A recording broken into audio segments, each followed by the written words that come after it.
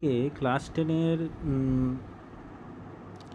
গণিত বিষয়ে আমি কিছু একটা বলবো, যেগুলো সবাই তোমরা ছাত্রছাত্রীরা আছো যারা টেস্ট দেবে বা মাধ্যমিক দেবে 2027-এ, আর কিছু দিন পর নভেম্বরে শেষ দ্বিতীয় সপ্তাহ বা তৃতীয় সপ্তাহে যারা টেস্ট দেবে তাদেরকে বলবো কিভাবে অঙ্কতে একদম স্কোর করতে হয় 90+, এবং যে 36 নাম্বার যে শর্ট কোশ্চেন আছে কীভাবে 36 পেতে হবে, এবং যে বড় কোশ্চেনগুলো কীভাবে অ্যাটেন্ড করতে হবে সেই বিষয়ে একটা আমি ভিডিও তৈরি করছি আর কি। প্রায় কিছু বছর পড়ানোর পর আমি ইউটিউবে আসছি, যে আমি ভাবি যে একজনের কাছে না করে সারা সমস্ত ছাত্রছাত্রীদের কাছে পৌঁছে দেওয়া ভালো, তারা বুঝুক কীভাবে স্ট্র্যাটেজি তৈরি করতে হয়, কীভাবে এই সমস্ত জিনিস তৈরি করতে হয়, এসব ব্যাপারে। তো চলো, এই যে বইটা আছে তোমাদের, ধরো এই যে গণিত ফোকাস বইটা আছে যা মাধ্যমিক দেবে, এই যে বইটা আছে প্রথমে দেখবে যে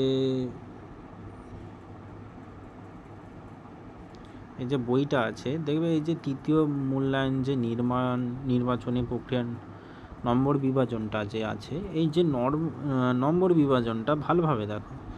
এই যে বলেই দেওয়া আছে যে পাটিগণিতে কটা, এই যে তিনটে যে চ্যাপ্টার আছে, যেমন সরল সুদ, গোছা, চক্রবৃদ্ধি সুদ ও সমারবিদ অংশ, এই যে তিনটি জিনিস দেওয়া আছে, এই তিনটি দিয়ে আছে।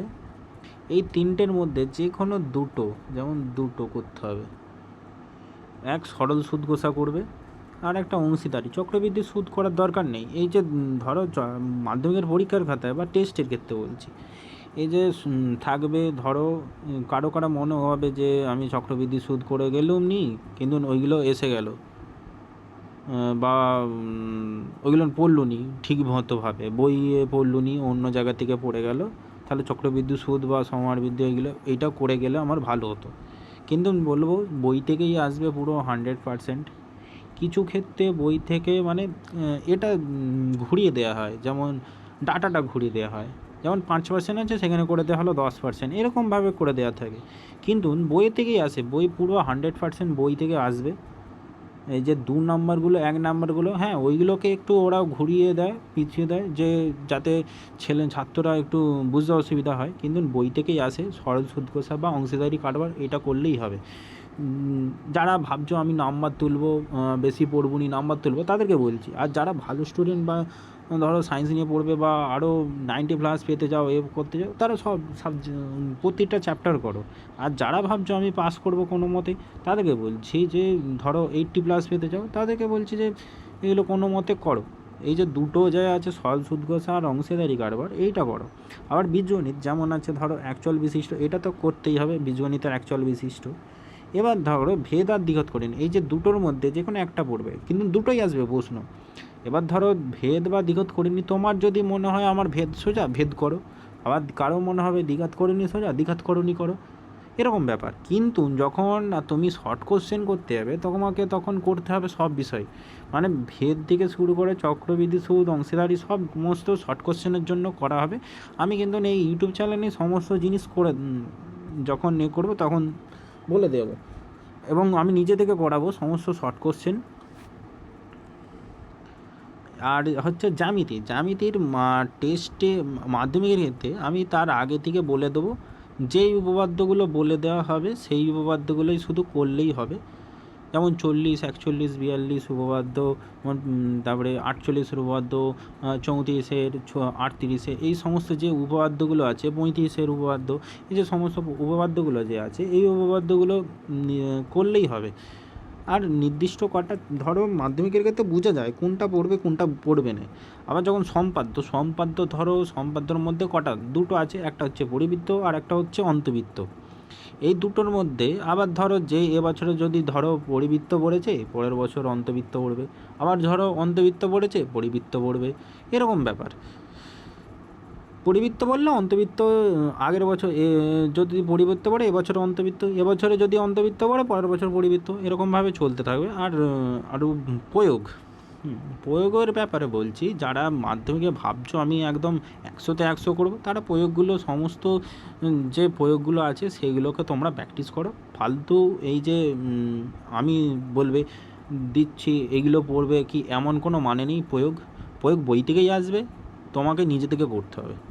হ্যাঁ, এই বছরই লাস্টে সিলেবাস বলতে গেলে নতুন সরকার এসেছে, যে সিলেবাস পাল্টাতেও পারে আবার নাও পারে, কিন্তু মেনে চলো পাল্টাবে। সরকার এসেছে যেহেতু, সরকার এত দিনের 10, 11, 15 বছরের সিলেবাস একই রয়েছে, কিন্তু এবছরে পাল্টাবে।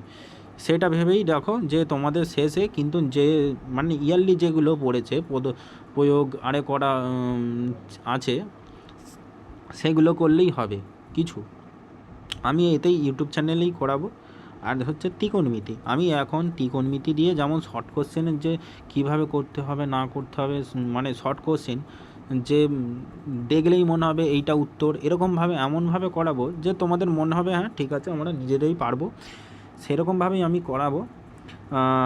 দেখতে থাকবে পুরোটা। তারপরে হাইট অ্যান্ড ডিস্টেন্স, এখান থেকে 5 নাম্বার আসছে। এই যে ধরো কোণ পরিমাপ, এই যে কোণ পরিমাপ, ত্রিকোণমিতি অনুপাত ও ত্রিকোণমিতি অভেদাবলী, আর পুরো কোণের ত্রিকোণমিতির যে অনুপাতটা আছে, এই অনুপাতে এই যে তিনটে থেকে তোমাকে দেওয়া হবে, তিনটেই দেওয়া থাকবে, বা এখানে বলেছে 3টি প্রশ্নের মধ্যে 2টো, হ্যাঁ 3টি, প্রতিটা থেকে একটা আসবে। এবার যে কোনো দুটো তুমি যদি বলো আমি যে কোনো দুটো করবো, ভালোভাবে করব, এই যে 3টের মধ্যে যে কোনো দুটো চ্যাপ্টার ভালোভাবে করলে এসে যাবে 6 নাম্বার। কিন্তু তুমি নিতে চাইছো নি যে আমি কোনো নেব না,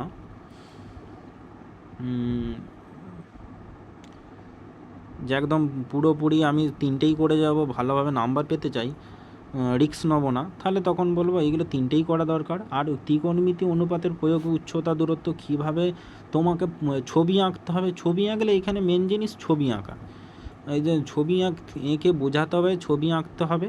ত্রিকোণমিতির যে অনুপাতের প্রয়োগ আর উচ্চতার যে দূরত্বটা, হাইট অ্যান্ড ডিস্টেন্স যাকে বলে ইংরেজিতে, এখানে ঠিকমতোভাবে ছবি আঁকতে পারলে, ছবি এঁকে প্রতিটা লাইন বোঝার লাইন আছে, প্রতিটা লাইনের মধ্যেই কোশ্চেনটা আছে, মানে উত্তর লুকিয়ে আছে। একবার যদি তুমি করে ফেলতে পারো, তাহলে বলবো একদম ঠিকঠাক নাম্বার পেয়ে যাবে 5-এ 5। ধরো পরিমিতি যে আছে, পরিমিতির যে এতগুলো 5টা যে আমার আছে, যে কোনো 4টে করলেই হবে এইখান থেকে। ধরো আয়ত ঘন আছে, লম্ববৃত্তাকার চোঙ আছে, গোলক আছে, শঙ্কু আছে, আর বিভিন্ন ঘনবস্তু সংক্রান্ত সমস্যা। এখানে 3টে দেওয়া থাকবে, যে কোনো 2টো করতে হবে 4 নাম্বার। ধরো গোলক করলে না, গোলক বেশিরভাগ পড়ে না মাধ্যমিকের ক্ষেত্রে, গোলক থেকে বেশিরভাগ আসে না। তারপরে এই যে 4টে আয়তঘন, লম্ববৃত্তাকার আয়তঘন থেকে আসে, চোঙ থেকে আসে, শঙ্কু থেকে আসে, আর বিভিন্ন ঘনবস্তু, এইটা থেকে কিছু কিছু সময় আসে, আবার কিছু কিছু সময় আসে না। মেন জিনিস হচ্ছে আয়তঘন, চোঙ, শঙ্কু, এইগুলো থেকে বেশিরভাগ আসে, আর গোলক থেকেও কিছু কিছু আসে, কোনো বার আবার বিভিন্ন ঘনবস্তু থেকেও কোনো বার আসে। এইটা এবার ধরো যে কোনো 4টে ভালোভাবে আমি করে গেলে আমার সব জিনিস হিসাবে, ধরো আমি গোলক করলাম না, বিভিন্ন ঘনবস্তু সংক্রান্ত সমস্যাটা করে ফেললাম, তাহলে আমার গোলক করতে হলো না। কিন্তু ধরো চোঙ করলে কিছুটা গোলকটা হয়ে যাবে, শঙ্কু করলেও গোলকটা হয়ে যাবে আমার কিছু কিছু ক্ষেত্রে, তাহলে আমি গোলকটা বাদ দিয়ে যাদের বলছি, তাহলে বিভিন্ন ঘনবস্তু সংক্রান্ত যে সমস্যাটা আছে সেটা করে ফেললাম। এবার এটা আমি কাদেরকে বলছি, যারা ভাবছো আমি পাস করব, কেবল পাস করব, তাদেরকে আমি এই কথাটা বলছি। আর যারা ভালো ছেলে, ধরো 90 নিজের থেকে রেখেছো 90+, তাদেরকে বলবো সমস্ত করতে। আর যারা ভেবেছো আমি কেবলমাত্র আমি 70+ রাখবো, তাদেরকে বলছি এইগুলো করো।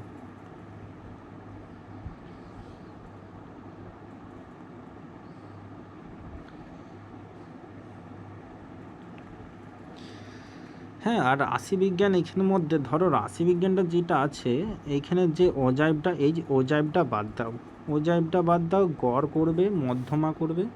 যেমন গড় করলে, মধ্যমা করলে, আর কি করলে, সংখ্যা করবে।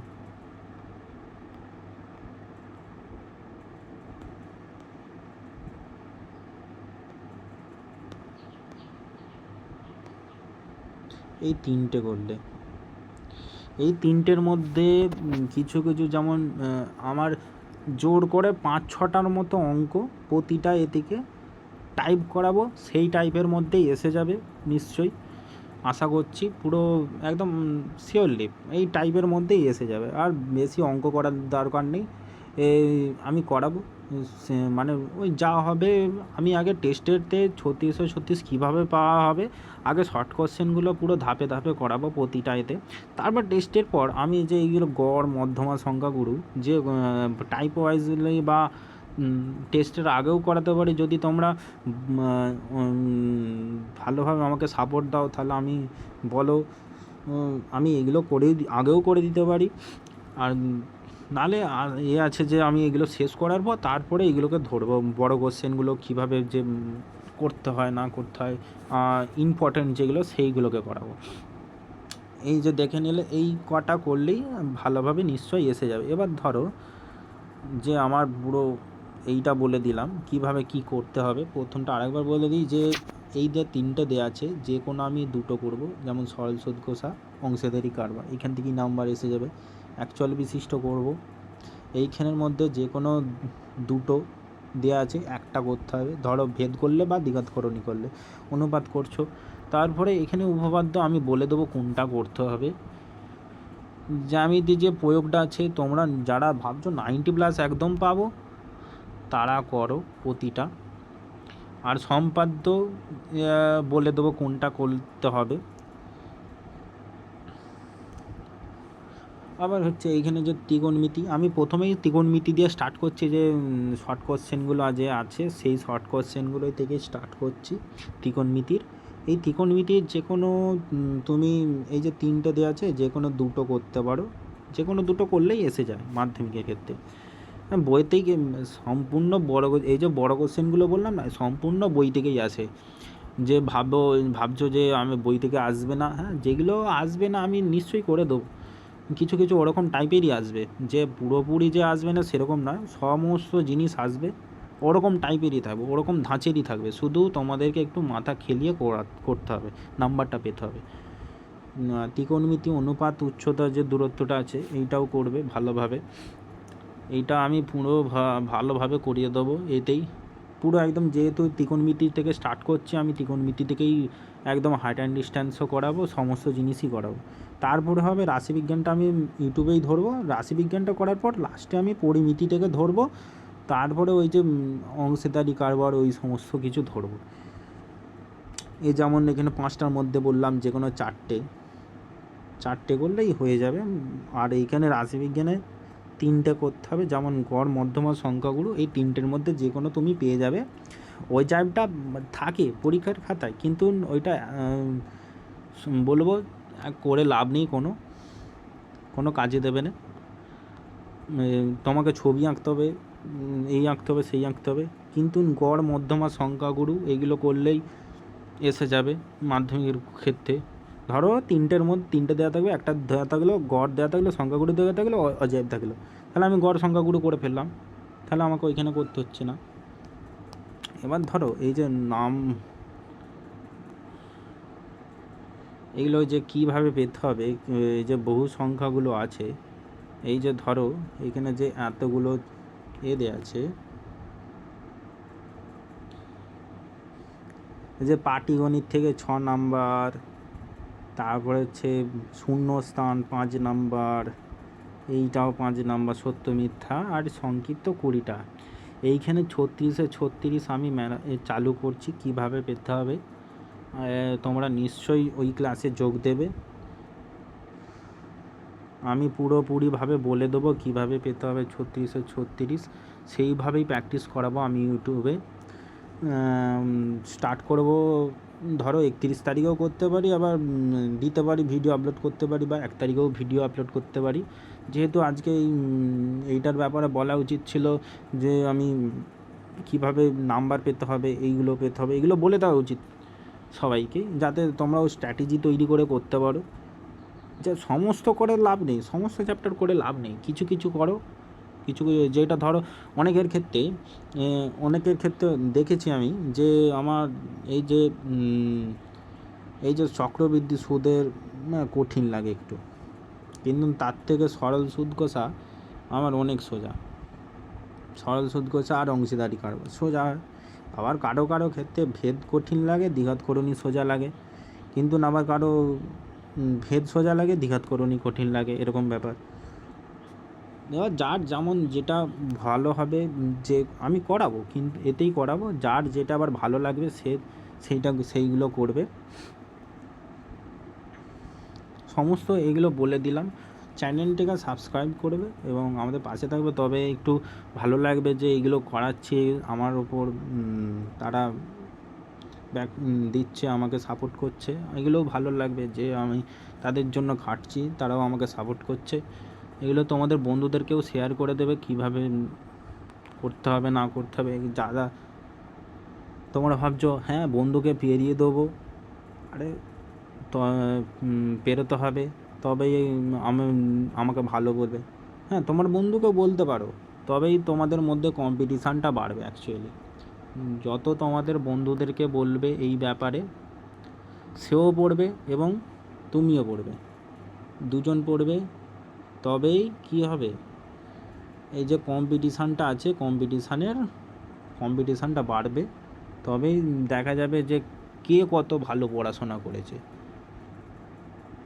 তুমি শুধু জানলে, তুমি করে নিলে, কিন্তু সেখানে তারপরে বাদ বাকি কী হলো,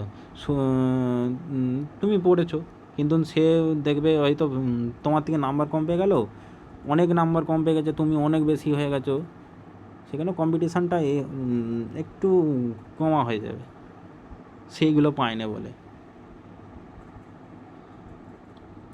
দেওয়ার চেষ্টা করবে সবাইকে, এইগুলো শেয়ার করে দেবে নিজেদের বন্ধুদের মধ্যে, যারা একদম কাছের, আবার কারো তো কাছের বন্ধু থাকে, তাদেরকেও দিয়ে দেবে।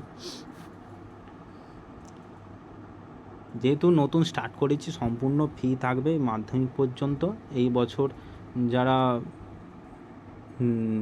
অনলাইনে পড়বে বলতে আমি ইউটিউবেই সমস্ত কিছু করব, তারপরে যে সামনের বছর থাকবে, সামনের বছর হয়তো যদি স্টুডেন্টের হয় বলে, তাহলে আমি পেড কোর্স আনবো, দেখবে আমার কেমন চলে না চলে, অঙ্কগুলো যদি ভালো বুঝতে পারো।